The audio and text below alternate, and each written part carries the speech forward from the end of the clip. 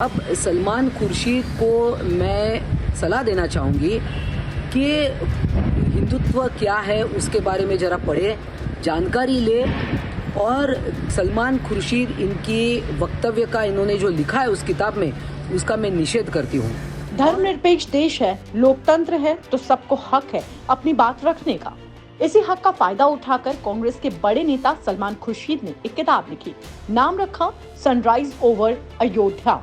अब मौजूदा समय पे इस टॉपिक में सलमान खुर्शीद की किताब को जब लोगों ने खोला और पढ़ा तो ये बात समझने में जरा भी देर नहीं लगी कि किताब किस मंशा के साथ लिखी गई थी।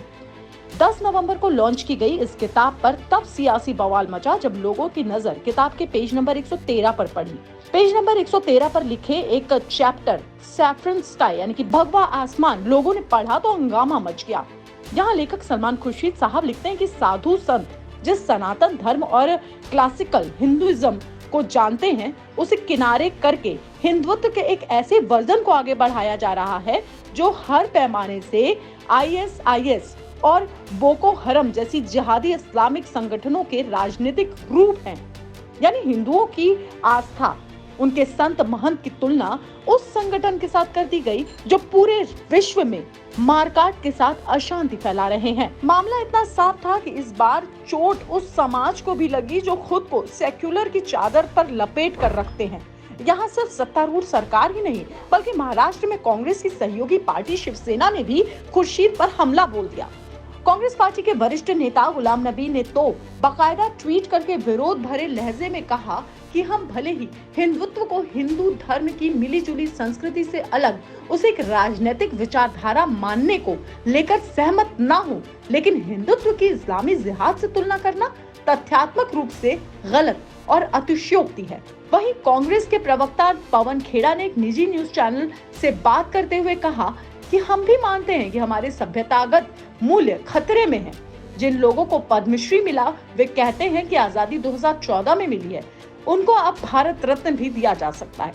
शिवसेना प्रवक्ता मनीष कायंदे ने कहा कि सलमान खुर्शीद को पहले हिंदुत्व के बारे में विस्तार से पढ़ना चाहिए। अपने बयान में उन्होंने कायदे से कहा कि मैं सलमान खुर्शीद को सलाह देना चाहता हूँ कि उन्हें पढ़ना चाहिए और हिंदुत्व क्या है इसकी जानकारी उन्हें होनी चाहिए। कि क्या कोई संगठन जासूसी कर रहा है, हिंदुत्व ने कोई बम विस्फोट किया है, क्या इससे किसी विश्व टावर पर हमला किया है, क्या वे किसी आतंकी गतिविधियों में शामिल हैं?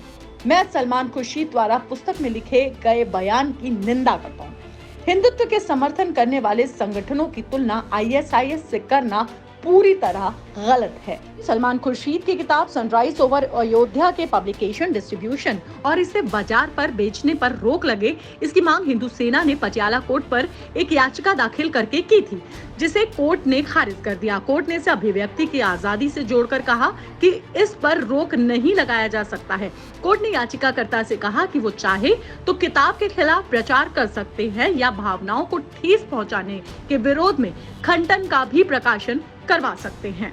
ऑनरेबल कोर्ट का फैसला उस तारतम्य में बिल्कुल सही है कि ये फ्रीडम ऑफ एक्सप्रेशन के तहत आप लिख सकते हैं, लेकिन उसी तरह से उन याचिकाकर्ताओं को अपील में जाने का भी पूरा अधिकार है।